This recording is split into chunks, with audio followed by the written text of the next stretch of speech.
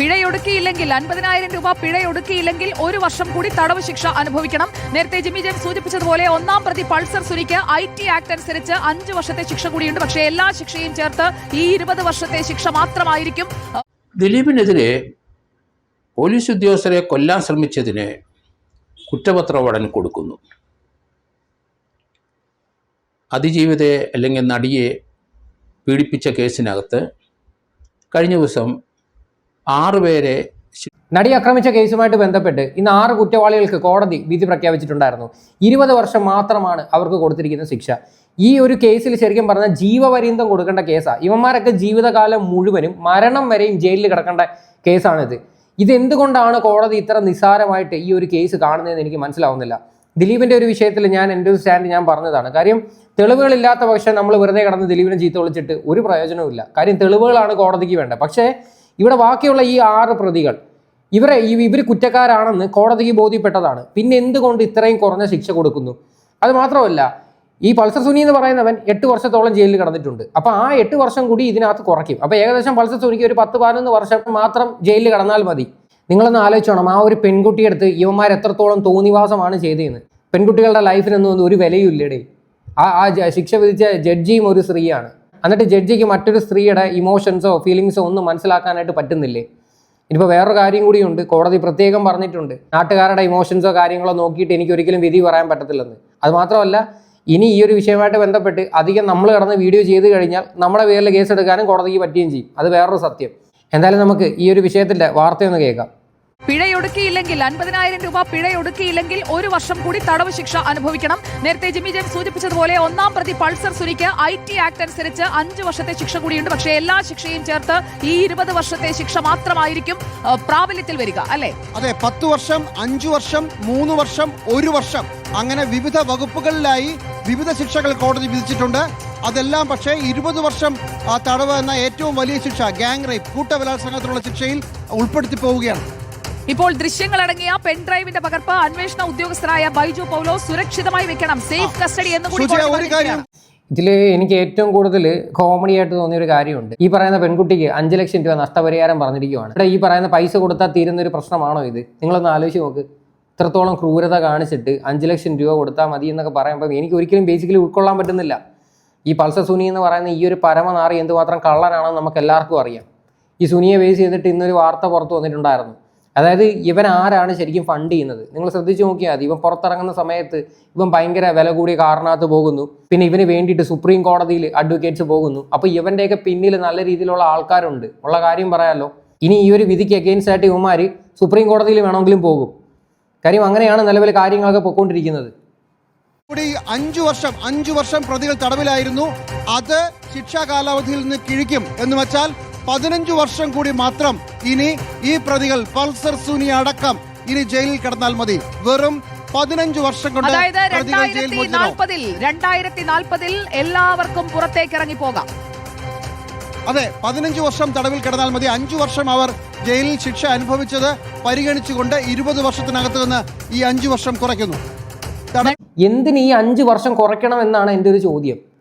ശരിക്കും ആ ഒരു ഈമാര് ജയിലിൽ കിടക്കുന്ന സമയത്ത് ഇതിനെ പറ്റിയിട്ടൊരു വിധി പോലും വന്നിട്ടില്ലായിരുന്നു. നേരെ വിചാരണകൾ പോലും ഒന്നും നടന്നിട്ടില്ലായിരുന്നു. ഇപ്പം ഈ ഒരു വിധി വന്നതിന് ശേഷം പിന്നെ ആ 5 വർഷമോ 8 വർഷമൊക്കെ കുറയ്ക്കുക എന്ന് പറയണത് അത് എവിടുത്തെ ന്യായമാണെന്ന് എനിക്ക് മനസ്സിലാകുന്നില്ല. ഇത് സത്യം പറഞ്ഞാൽ ഇത് ശരിക്കും ഭയങ്കര മോശമായിട്ടൊരു കാര്യമാണ്. കാര്യം ആ ഒരു പെൺകുട്ടിക്ക് ഒരു വിലയും കൊടുക്കാത്ത രീതിയിലോട്ടാണ് കാര്യങ്ങളൊക്കെ പോയിക്കൊണ്ടിരിക്കുന്നത്. അവരുടെയൊക്കെ മാനസികാവസ്ഥ ഒന്ന് ആലോചിച്ച് നോക്കി. ഇത് ശരിക്കും പറഞ്ഞാൽ എന്ത് നീതിയാണ് കിട്ടിയത്, അല്ലേ? ഒന്നും പറയാനല്ലേ. കേസിലെ ശിക്ഷാവിധിയുടെ വിശദാംശങ്ങളാണ് പ്രേക്ഷകർ കണ്ടുകൊണ്ടിരിക്കുന്നത്. 20 വർഷം കഠിന തടവ്. പൾസർ സുനി മുതൽ പ്രദീപ് വരെയുള്ള 6 പ്രതികൾക്കും കഠിന തടവാണ് ശിക്ഷ വിധിച്ചിരിക്കുന്നത്. പരമാവധി ശിക്ഷയിലേക്ക് പൾസർ സുനിക്ക് പോലും പോയിട്ടില്ല. എല്ലാ പ്രതികൾക്കും ഒരേ ശിക്ഷ വിധിക്കുന്ന ഈ വിധി പ്രസ്താവത്തെ നമ്മൾ എങ്ങനെയാണ് കാണേണ്ടത്, ജിമ്മി ജെയിംസ്? ഈ കാര്യത്തിൽ കോടതി എടുത്ത ഒരു നിലപാട് 20 വർഷം കഠിന തടവ് എന്നുള്ളത് കൂട്ടബലാത്സംഗത്തിന് ഒരു കൊള്ള ഏറ്റവും ചെറിയ ശിക്ഷയാണ്. ആ ചെറിയ ശിക്ഷ കോടതി എന്തുകൊണ്ട് കൊടുത്തു അതിന് കോടതി പറഞ്ഞ 2 കാരണമാണ്. ഒന്ന്, ഈ കാര്യത്തിൽ പ്രതികൾക്ക് 40 വയസ്സിന് താഴെയാണ് പ്രായം. അവരുടെ പ്രായം പരിഗണിക്കുന്നു. ഇതിനു മുമ്പ് പൾസർ സുനി ഒഴികെ ഒരാളും മറ്റൊരു കുറ്റത്തിന് ശിക്ഷിക്കപ്പെട്ടിട്ടില്ല. ഈ 2 കാരണങ്ങൾ കൊണ്ട് അവർക്ക് പരമാവധി ശിക്ഷ കൊടുക്കുന്നില്ല എന്നുള്ളതാണ്. പ്രതികളുടെ പ്രായം മാനിച്ചിട്ടാണോ ഒരു വിധി കൊടുക്കുന്നത്? പ്രതികൾ ചെയ്ത കുറ്റം എന്താണെന്ന് നോക്കിയിട്ടല്ലേ ശരിക്കും പറഞ്ഞാൽ അവർക്ക് ശിക്ഷ കൊടുക്കുന്നത്? ഒരു കാരണവശാലും ഈ പ്രായം, പിന്നെ അത് കണക്കല്ല, ഇവന്മാർ ജഡ്ജിയുടെ മുന്നിൽ വന്നിരുന്ന് പൊട്ടിക്കരച്ചിലാണെന്നാണ് പറയുന്നത്. എനിക്ക് ഭാര്യയുണ്ട്, കൊച്ചുങ്ങളുണ്ട്, അമ്മയുണ്ട്, ഈ പറയുന്ന പെൺകുട്ടിക്ക് ഇതൊന്നും ഇല്ലേ, അവർക്ക് ഫാമിലി ഒന്നും ഇല്ലേ? ഇവന്മാർ ഇത്രയും തോന്നിവാസങ്ങൾ കാണിച്ചു വെച്ചിട്ട് ഇവന്മാരുടെയൊക്കെ ന്യായീകരണം ഒന്നും ഒരിക്കലും ആക്സെപ്റ്റ് ചെയ്യില്ല. ഇവന്മാർക്ക് പറയാനുള്ളൊരു അവസരം പോലും കൊടുക്കരുത്. കാര്യം ഈ പരമനാറികൾ ജീവിതകാലം മുഴുവനും ജയിലിൽ കിടക്കേണ്ടവന്മാരാണ്. ഈ ഒരു ശിക്ഷയ്ക്കകത്തോട്ട് ഒരിക്കലും ഒരു മനുഷ്യർക്കും യോജിക്കത്തില്ല, ഉള്ള കാര്യങ്ങൾ പറയാമല്ലോ. എന്തായാലും ഇതാണ് ഈ ശിക്ഷാവിധേയമായിട്ട് ബന്ധപ്പെട്ടുള്ള വാർത്ത. ഇനി ഞാൻ നിങ്ങൾക്ക് വേറൊരു വാർത്ത കേൾപ്പിക്കാം. അത് റിട്ടയർഡ് ജസ്റ്റിസ് കെമാൽ പാഷ ഉണ്ടല്ലോ, പുള്ളിക്കാരൻ ഈ ഒരു വിധിയെ പറ്റിയിട്ട് സംസാരിക്കുന്നുണ്ട്. അപ്പോൾ പുള്ളി ആകുമ്പോഴത്തേക്ക് ഈ ഒരു വിഷയത്തെ പറ്റിയിട്ട് കൂടുതൽ സംസാരിക്കാൻ പറ്റും നമ്മളെ കാട്ടി. ആ ജഡ്ജി വരെ ഈ ഒരു വിധിയെ എതിർക്കുന്നുണ്ട്. നിങ്ങൾ കേട്ടു നോക്കിയോ. റിട്ടയർഡ് ജസ്റ്റിസ് കെമാൽ പാഷ ഇപ്പോൾ നമുക്കൊപ്പം ടെലിഫോൺ ലൈനിൽ ചേരുകയാണ്. ശ്രീ കെമാൽ പാഷ, കേരളം കാത്തിരുന്ന ആ ശിക്ഷാവിധി പ്രഖ്യാപനം വന്നിരിക്കുകയാണ്. എല്ലാ പ്രതികൾക്കും 20 വർഷം കഠിന തടവ് എന്നതാണ് 376B ചുമത്തുന്ന കേസിലെ മിനിമം ശിക്ഷ. അത് തന്നെയാണ് ഞാനും മനസ്സിലാക്കിയേക്കുന്നത്. മിനിമം ശിക്ഷയാണ് കൊടുത്തേക്കുന്നത്. അത് ഇങ്ങനൊരു കേസ്, അതുപോലെ ഇത്രയും പ്രമാദമായ ഒരു പ്രമാദം എന്ന് പറഞ്ഞാൽ ഒരു നിരാലംബയായ ഒരു പെൺകുട്ടി ഒറ്റയ്ക്ക് അതിനെ മാത്രമേ ഉള്ളൂ. അതിന് ഇത്രയും പേര് കാടന്മാര് വരെ ഇത്രയും കാടത്തം അതിനെ കാണിച്ച് അതിനെ പിച്ച് ചീന്തിയ കേസിനകത്ത് മിനിമം സെന്റൻസ് മതി എന്ന് കോടതി തീരുമാനിച്ചു. എന്താണെന്ന് എനിക്ക് അറിഞ്ഞൂടാ. കണ്ടോ, ഒരു റിട്ടയർഡ് ജസ്റ്റിസ് ആണ് പറയണത്. എന്തുകൊണ്ടാണ് ഈ ഒരു വിധിയിലേക്ക് പോയത് എന്ന് എനിക്ക് മനസ്സിലാകുന്നില്ല എന്ന്. അതായത് ഇതിനെക്കാട്ടിയും ശിക്ഷ കൊടുക്കാൻ പറ്റുന്ന ഒരു കേസാണിത്. അതായത് ആ ഒരു പെൺകുട്ടിയുടെ അടുത്ത് കാണിച്ചത് അത്രത്തോളം ക്രൂരതയാണ്. എന്നിട്ട് വളരെ ചെറിയ രീതിയിലുള്ള ശിക്ഷ, വെറും 15 വർഷം. അതിലും കോമഡി എന്ന് പറഞ്ഞു കഴിഞ്ഞാൽ എത്രയും നാൾ ജയിലിൽ കിടന്ന ആ ഒരു വർഷം കൂടി ഇതിനകത്ത് കുറയ്ക്കുമെന്ന് പറയുമ്പം എങ്ങനെ ഇത് ആൾക്കാർക്ക് ഉൾക്കൊള്ളാൻ പറ്റും? ഈവൻ ജഡ്ജിമാർക്ക് പോലും ഇതൊന്നും അക്സെപ്റ്റ് ചെയ്യാൻ പറ്റുന്നില്ല. അഫ്കോഴ്സ് കോടതിയുടെ വിവേചനാധികാരമാണ് ഈ ശിക്ഷ, ഏത് ശിക്ഷ കൊടുക്കണം എന്നുള്ളത്. അത് ഇന്ന ശിക്ഷ എന്ന് പറഞ്ഞാൽ കോടതി തീരുമാനിക്കുന്നതാണ്, ശരിയാണ്. പക്ഷെ ഞാനാണെങ്കിൽ ഇതല്ല കൊടുക്കുന്നത്, അതേ ഞാൻ പറയുള്ളൂ. കാരണം ഇത് ഈ മിനിമം സെന്റൻസ് കൊടുക്കേണ്ട ഒരു കേസായിട്ട് എനിക്ക് തോന്നുന്നില്ല. അപ്പൊ അത് ഇനി ഈ ശിക്ഷ വിധിച്ച കോടതിക്ക് അങ്ങനെ തോന്നി കാണും, അതുകൊണ്ടായിരിക്കും ചെയ്തേക്കുന്നത്. ഒരു ഘട്ടത്തിൽ എല്ലാവർക്കും ഒരു ശിക്ഷ വേണമോ എന്ന് ചോദിച്ചിരുന്നു കോടതി. ഈ ഇന്നത്തെ ശിക്ഷാവിധി പ്രഖ്യാപിക്കാനിരിക്കുന്ന ദിവസം വാദപ്രതിവാദം നടക്കുമ്പോൾ ഓക്കെ, ഇതൊക്കെ തന്നെയാണ്. ഇതിൽ കൂടുതൽ വേറെ ഒന്നുമില്ല. എല്ലാവർക്കും ഒരേ ശിക്ഷ തന്നെയാണ് കൊടുക്കേണ്ടത്. ആരും ജീവപര്യന്തമായിരുന്നു കൊടുക്കേണ്ടത്. അല്ലാതെ അതിൽ കൂടുതൽ വേറെ ഒന്നും എനിക്ക് ഇനി വിഷയത്തിൽ സംസാരിക്കാനില്ല. ഇനി നമ്മൾ എന്തെങ്കിലുമൊക്കെ പറഞ്ഞു കഴിഞ്ഞാൽ അതൊക്കെ നമ്മൾ കോടതി റെസ്പെക്ട് ചെയ്യാത്ത രീതിയിലോട്ടായിരിക്കും പോകുന്നത്. എന്തായാലും ഈ ഒരു വിഷയത്തോടെ നമുക്ക് ഈ ഒരു കാര്യം നിർത്തുന്നതായിരിക്കും ഏറ്റവും ബെറ്റർ. എന്തായാലും അപ്പീൽ പോകുന്നുണ്ടല്ലോ, നമുക്ക് കണ്ടറിയാം എന്തായിരിക്കും സംഭവിക്കുന്നതെന്ന്. ഇനി ഇന്നലെ നമ്മുടെ പ്രൈം വിറ്റ്നസ് എന്ന് പറയുന്ന ചാനലിൽ റിട്ടയർഡ് SP ജോർജ് ജോസഫ് ഉണ്ടല്ലോ, പുള്ളിക്കാരൻ ഒരു കാര്യം പറയുന്നുണ്ട്. അതായത് ദിലീപിൻ്റെ കേസുമായിട്ട് ബന്ധപ്പെട്ടിട്ടാണ്. അന്വേഷണ ഉദ്യോഗസ്ഥനെ എങ്ങാണ്ട് കൊല്ലാൻ ശ്രമിച്ച എങ്ങാണ്ട് കേസിൽ വീണ്ടും ദിലീപ് പ്രതിയാകുമെന്നും ദിലീപ് എഗെയിൻസ്റ്റ് ആയിട്ടുള്ള ഒരുപാട് തെളിവുകൾ കിട്ടിയിട്ടുണ്ടെന്നും തരത്തിൽ പുള്ളിക്കാരൻ സംസാരിക്കുന്നുണ്ട്. ആ വീഡിയോ നമുക്കൊന്ന് കാണാം. ദിലീപിനെതിരെ പോലീസ് ഉദ്യോഗസ്ഥരെ കൊല്ലാൻ ശ്രമിച്ചതിന് കുറ്റപത്രം ഉടൻ കൊടുക്കുന്നു. അതിജീവിതയെ അല്ലെങ്കിൽ നടിയെ പീഡിപ്പിച്ച കേസിനകത്ത് കഴിഞ്ഞ ദിവസം 6 പേരെ ശിക്ഷിക്കുകയും അതിനകത്ത് ദിലീപ് ഉൾപ്പെടെയുള്ള ബാക്കി 7, 8, 9, 10 പ്രതികളെ കോടതി വെറുതെ വിട്ടത് നമ്മൾ കണ്ടു. പുള്ളി ഈ പറയുന്ന കാര്യം ഒരു മെയിൻ സ്ട്രീം ചാനൽസും ഇതുവരെ റിപ്പോർട്ട് ചെയ്തിട്ടില്ല. പുള്ളിക്കാരൻ ഒരു പോലീസ് ഓഫീസർ ആയതിൻ്റെ പേരിൽ ഈ കാര്യങ്ങളൊക്കെ കിട്ടാൻ വലിയ പാടൊന്നുമില്ല. എന്തായാലും ദിലീപിന് എഗെയിൻസ്റ്റ് തെളിവുകളുണ്ട് എന്നാണ് പറയുന്നത്. ഏകദേശം 256 GB വരുന്ന ഡിജിറ്റൽ എവിഡൻസ് ആണ്. അതായത് അവരുടെ ഫോണിൽ നിന്ന്, ദിലീപിൻ്റെയൊക്കെ ഫോണിൽ നിന്ന് കണ്ടെടുത്തേക്കുന്ന തെളിവുകളാണ്. ഈ തെളിവുകൾ നശിപ്പിക്കാനായിട്ട് ഇവർ മുംബൈയിൽ എവിടെ പോയിട്ടുണ്ടായിരുന്നു. മുംബൈയിൽ നിന്ന് പോയിട്ട് ഈ ഫോണിൽ കിടക്കുന്ന കംപ്ലീറ്റ് ഡേറ്റാസും ഇറൈസ് ചെയ്ത് കളഞ്ഞിട്ടുണ്ടായിരുന്നു. ഈ ഇറൈസ് ചെയ്ത് കളഞ്ഞ ഡേറ്റാസാണ് നിലവിൽ ഇപ്പം പോലീസുകാർ റിക്കവർ ചെയ്തെടുത്തിരിക്കുന്നത്. അപ്പോൾ അതിനകത്ത് ഈ പറയുന്ന ദിലീപിന് എഗെയിൻസ്റ്റ് ആയിട്ടുള്ള വ്യക്തമായിട്ടുള്ള തെളിവുണ്ടെന്നാണ് പറയണത്. ശരിക്കും അങ്ങനെയൊക്കെ തെളിവുകൾ ഉണ്ടെങ്കിൽ ദിലീപ് എന്ന് പറയുന്ന ഒരു വ്യക്തിയായിരിക്കും ഇതിൻ്റെ മെയിൻ പ്രധാന കണ്ണിയെന്നേ ഞാൻ പറയത്തുള്ളൂ. കാര്യം ഈ പുള്ളി പറയണത് സത്യമാണെങ്കിൽ, അല്ല ഞാനിവിടെ ഒന്നും തർപ്പിച്ച് പറയുന്നില്ല, ഞാൻ ഇന്നലെ വരെ ദിലീപിൻ്റെ ഒരു കേസിൽ വളരെയധികം സപ്പോർട്ട് ചെയ്തത്. കാര്യം എന്ന് പറഞ്ഞാൽ തെളിവുകളില്ലാത്ത പക്ഷം ഒരിക്കലും കുറ്റം പറയാൻ പറ്റത്തില്ല. പക്ഷേ ഇപ്പം തെളിവുകളുണ്ട് എന്നുള്ള രീതിയിലാണ് സംസാരിക്കുന്നത്. അങ്ങനെ ഉണ്ടെങ്കിൽ ഇതിൻ്റെ മെയിൻ ആൾ ഈ ദിലീപ് എന്ന് പറയുന്ന ഒരു വ്യക്തിയായിരിക്കത്തില്ല. കാര്യം അന്വേഷണ ഉദ്യോഗസ്ഥനെയൊക്കെ കൊല്ലാൻ വേണ്ടി ഉള്ള ഗൂഢാലോചന എന്ന് പറയുന്നത് നിസ്സാരപ്പെട്ടൊരു കാര്യമല്ല, അല്ലേ? നിലവാക്കിയുടെ കേൾക്കാം. അതിനതിശക്തമായ പ്രതിരോധം ഇപ്പം പൊതുജനങ്ങൾ സ്വീകരിക്കുന്നുണ്ട്. ആ കോടതി വിധിയുടെ ചില ഭാഗങ്ങൾ മാർക്കറ്റിൽ അവൈലബിൾ ആണ് എന്നുള്ള വാർത്തകൾ വന്നു. അതിനെ സംബന്ധിക്കുന്ന ഒരു പരാതി ഇപ്പം ഹൈക്കോടതിയിലെ അഡ്വക്കേറ്റ് അസോസിയേഷൻ പ്രസിഡന്റ് അവർക്ക് കിട്ടിയ ഇൻഫർമേഷൻ ചീഫ് ജസ്റ്റിസിന് കൈമാറുകയും ചെയ്തു. ദിലീപിനെതിരായിട്ട് രണ്ടാമത്തെ കേസാണ് കുറ്റച്ചാർജ് കൊടുക്കാൻ പോകുന്നത്. ആദ്യത്തെ കേസിൻ്റെ കാര്യങ്ങൾ നമുക്കൊക്കെ അറിയാം.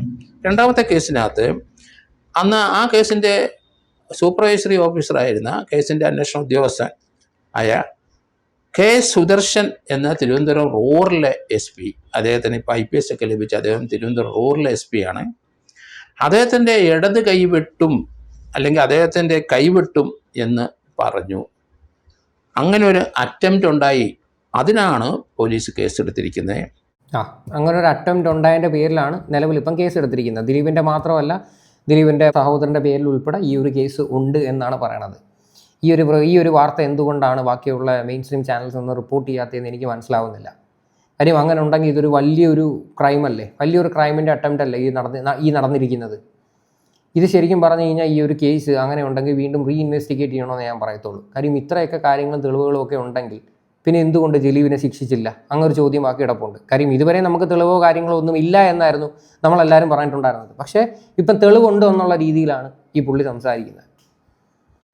ആ കേസിനോട് അനുബന്ധിച്ച് പോലീസ് ഒരു കുറ്റച്ചാർജ് ഇപ്പം കൊടുക്കുകയാണ്. ആ കേസിനകത്ത് ഒന്നാം പ്രതി ദിലീപ് തന്നെയാണ്. രണ്ടാം പ്രതി ദിലീപിൻ്റെ സഹോദരൻ അനൂപാണ്. ദിലീപിൻ്റെ സഹോദരിയുടെ ഭർത്താവ് സൂരജ് മൂന്നാം പ്രതിയാണ്. ദിലീപിൻ്റെ മാനേജർ കൃഷ്ണപ്രസാദ്, സുഹൃത്ത് ബൈജു ചെങ്ങമ്മനാട് എന്നയാൾ, ശരത് ജി നായരും IT വിദഗ്ധൻ സായി ശങ്കർ, അങ്ങനെ 7 പേർക്കെതിരായിട്ടാണ് കുറ്റപത്രം വരുന്നത്. 7ാം പ്രതി IT വിദഗ്ധൻ സായി ശങ്കർ മാപ്പുസാക്ഷിയാണ് ഇതിനകത്ത്. തിരുവനന്തപുരം റൂറൽ SP സുദർശനായിരുന്നു ഈ കേസിൻ്റെ തുടക്കത്തിലെ ആ കേസിൻ്റെ സൂപ്പർവൈസറി ഓഫീസർ. ബാലേന്ദ്രകുമാറിനെ എൻ്റെ മൊഴി അതിനകത്തുണ്ട്. അദ്ദേഹം 2024 മരണപ്പെട്ടു. ഈ ബാലേന്ദ്രമേനൻ എന്ന് പറയുന്ന വ്യക്തി നമുക്കറിയാലോ, ഡയറക്ടറായിരുന്നു. പുള്ളിക്കാരൻ മരണപ്പെട്ടു. ദിലീപിൻ്റെ അഗെയിൻസ്റ്റ് ആയിട്ട് മെയിൻ തെളിവുകളായിട്ട് വന്നൊരു വ്യക്തിയാണ്. അപ്പോൾ ആ പുള്ളിയുടെ മൊഴി ഉൾപ്പെടെ ഇതിനകത്ത് ഉണ്ട് എന്ന് എടുത്ത് പറയുന്നുണ്ട്. ഈ പറയുന്ന സഹോദരനും പിന്നെ സഹോദരിയുടെ അനിയനോ ഒക്കെ ഇവരെല്ലാവരും കൂടെ ഒക്കെ ഉൾപ്പെട്ടൊരു കേസാണിത്. ശരിക്കും ഈ ഒരു കേസിനെ പറ്റി വലിയ രീതിയിൽ ഇവിടെ ചർച്ച വന്നിട്ടില്ല. ഈ ഒരു കേസിനകത്തായിരിക്കും മേ ബി ഇനിയിപ്പോൾ ദിലീപ് ശരിക്കും പെടാൻ പോകുന്നത്. ഇങ്ങനെയുള്ള തെളിവും കാര്യങ്ങളും ഒക്കെ ഉണ്ടെങ്കിൽ ഇതൊന്നും ഒരിക്കലും ഇനി നശിപ്പിക്കുന്നത് അത്ര പോസിബിൾ ആയിട്ടുള്ള ഒരു കാര്യമായിരിക്കത്തില്ല. അദ്ദേഹത്തിൻ്റെ മൊഴി തീർച്ചയായിട്ടും അതേപടി കോടതി സ്വീകരിക്കും. ഈ കൊല്ലാൻ ശ്രമിച്ചതിനുള്ള ഗൂഢാലോചനയ്ക്കുള്ള ശബ്ദരേഖയും അതുമായിട്ട് ബന്ധപ്പെട്ട ഫോൺ റെക്കോർഡ്സുകളെല്ലാം പോലീസ് ഇപ്പം കണ്ടെടുത്തിട്ടുണ്ട്. ആ കൊല്ലാൻ ശ്രമത്തിനും ആ 8 പ്രതികൾ തമ്മിലുള്ള ആശയവിനിമയങ്ങളും അതുപോലെ അവരുടെ സംഭാഷണങ്ങളും പല സന്ദർഭത്തിൽ ഇതുമായിട്ട് ബന്ധപ്പെട്ട സംഭാഷണങ്ങളെല്ലാം ഏകദേശം 285 GB ഉണ്ട്. 4 ഫോണിലാണ് അത് കിടക്കുന്നത്. വിവോയും സാംസങ്ങും ഐഫോണും ആ 4 ഫോണും അതിനാണ് കിടക്കുന്നത് 285 GB. സുദർശനെ കൊല്ലാൻ ശ്രമിക്കുന്നതും അന്വേഷണ ഉദ്യോഗസ്ഥന്മാരെ തട്ടാൻ ശ്രമിക്കുന്നതും ആയിട്ടൊരു ഗൂഢാലോചനയും അതിനോടനുബന്ധിച്ചുള്ള മറ്റ് സംഭാഷണങ്ങളും ഇതെല്ലാമാണ് ആ 250 GB കിടക്കുന്നത്. 4 ഫോണ് കോടതിയിൽ പോലീസ് ഉദ്യോഗസ്ഥനെ ഹാജരാക്കണമെന്ന് പറഞ്ഞപ്പം അത് ഹാജരാക്കിയില്ല. അന്വേഷണാർത്ഥം അത് കൈമാറ്റം ചെയ്തില്ല. അതിനകത്ത് 3 മൊബൈൽ ഫോണ് അവർ അതിൻ്റെ കണ്ടൻസ് ബോംബെയിൽ അടിയന്തരമായി കൊണ്ടുപോയി. ഒരു പ്രതിഭാഗം അഡ്വക്കേറ്റും കൂടെ ഉണ്ടായിരുന്നു എന്ന് പറയുന്നുണ്ട്. അത് ബോംബെ കൊണ്ടുപോയി അത് കംപ്ലീറ്റ് 285 GB ഡിലീറ്റ് ചെയ്ത് കളഞ്ഞു. അത് പക്ഷേ പോലീസ് അത് റിക്കവർ ചെയ്തിട്ടുണ്ട്.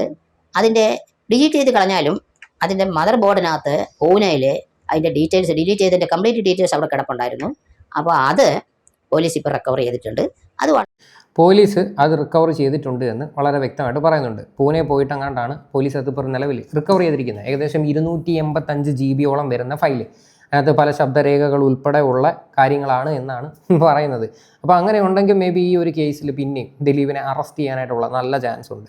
കാര്യം ഈ കുറ്റപത്രം ഇനിയിപ്പം കോടതിയിൽ സബ്മിറ്റ് ചെയ്ത് കഴിഞ്ഞാൽ തീർച്ചയായിട്ടും പിന്നെ അതിൻ്റെ പ്രൊസീഡിങ്സും കാര്യങ്ങളൊക്കെ വരും. കാര്യം ദിലീപിന് പിന്നെ ജാമ്യം എടുത്തേ പറ്റത്തുള്ളൂ. കാര്യം നിങ്ങളൊന്ന് മനസ്സിലാക്കി നോക്കിക്കണം, ഇത്രയും തെളിവുകൾ ഉണ്ടായിട്ട് എന്തുകൊണ്ട് കോടതിയിൽ ഇതൊന്നും വന്നില്ല? അങ്ങനൊരു ചോദ്യമില്ലേ? ഇത് ശരിക്കും പറഞ്ഞാൽ കോടതിയിൽ ഈ ഒരു കാര്യമൊക്കെ ചൂണ്ടിക്കാണിക്കേണ്ടതല്ലേ? ഇതിനെ പറ്റിയിട്ട് ഒന്നും സംസാരിച്ചില്ല എന്നാണ്. അതായത് അഡ്വക്കേറ്റ് ഈ ഒരു വിധി കഴിഞ്ഞതിന് ശേഷം പുറത്ത് വന്ന് സംസാരിച്ചത് നമ്മൾ കണ്ടതാണ്. 8ാം പ്രതിയിലേക്ക് ലീഡ് ചെയ്യുന്ന ഒരു സിംഗിൾ പേപ്പർ പോലും ഇല്ല എന്ന്. അപ്പം പിന്നെ ഇതൊക്കെ പിന്നെ എന്താണ്? ഇതെല്ലാം ഇതിൻ്റെ ഒരു ഗൂഢാലോചനയുടെ ഭാഗമല്ലേ? അതാണ് എൻ്റെ ഒരു ചോദ്യം. എന്തായാലും ഇത്രയൊക്കെയാണ് സംഭവങ്ങൾ. എന്തായാലും ഇതിനെക്കുറിച്ച് നിങ്ങളുടെയൊക്കെ അഭിപ്രായങ്ങൾ എന്താണെന്ന് വെച്ചാൽ നിങ്ങൾ തീർച്ചയായിട്ടും കമൻറ്റ് ചെയ്യുക.